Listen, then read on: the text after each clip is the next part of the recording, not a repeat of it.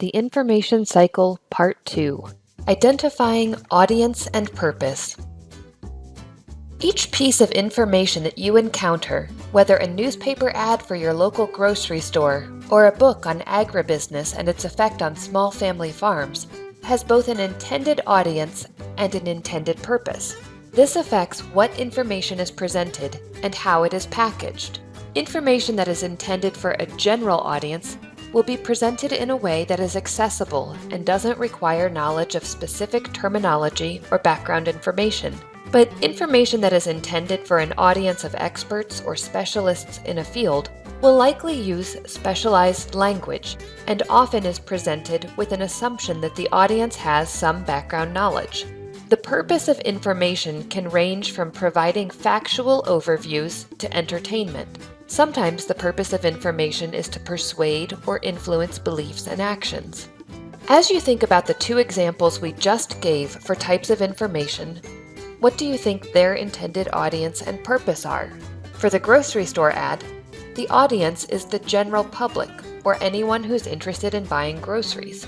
The purpose is to get you to buy your groceries from them by persuading you that they have good prices for good food. This would be useful if you're comparing prices across different stores and looking for the best deal. It would not be particularly useful if you're trying to explain the economic impact of agribusiness on crop selection for family farmers. The audience for a book on agribusiness is more specific than the grocery store ad. Depending on the book, it will likely be targeted either to scholars or students, or to people who work in agriculture-related fields. Its purpose is likely to be more focused on educating and informing about that particular area, and the authors might use specialized language, assuming that people reading it have some background familiarity with agriculture. It would be helpful if you're trying to understand the topic, but not particularly helpful in finding the best consumer prices on corn this week. In the same way that information creators have an audience and purpose in mind, anytime you're gathering information, you have an intended purpose for it. Your purpose and your position will match well with some types of information, but might not be a good fit with other types of information. To save yourself time and frustration, take a few minutes to figure out both what type of information you need and what type of information is available.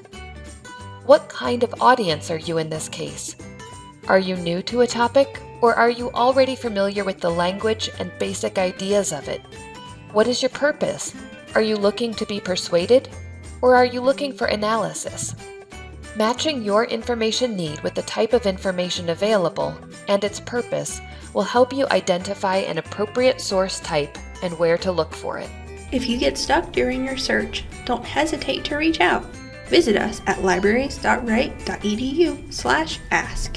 This video is licensed under an Attribution, Non-Commercial, Share-alike, Creative Commons license.